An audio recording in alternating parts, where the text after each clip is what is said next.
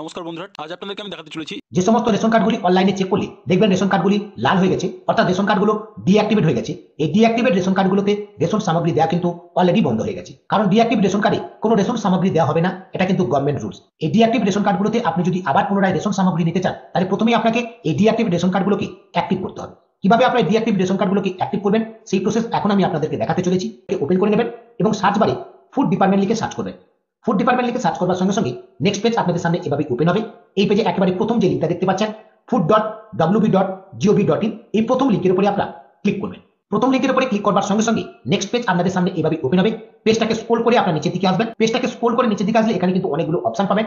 প্রথম যে অপশনটি আপনারা দেখতে পাচ্ছেন link Aadhaar with ration card, এই অপশনটির উপরে আপনারা ক্লিক করবেন। Link Aadhaar with ration card অপশনটির উপরে ক্লিক করবার সঙ্গে সঙ্গে পরবর্তী পেজ আপনাদের সামনে এভাবে ওপেন হবে।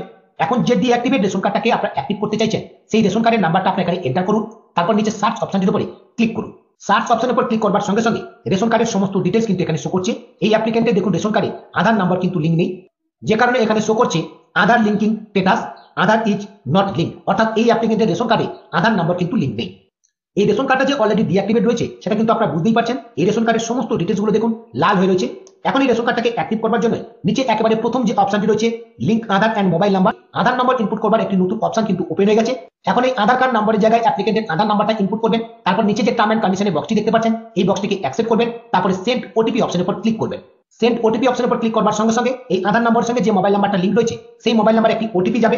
সেই ওটিপিটা আপনারা এন্টার ওটিপি এই ঘরে এন্টার করবেন। তারপরে নিচে যে সাবমিট অপশন দেখতে পাচ্ছেন এই সাবমিট অপশনের উপর ক্লিক করবেন।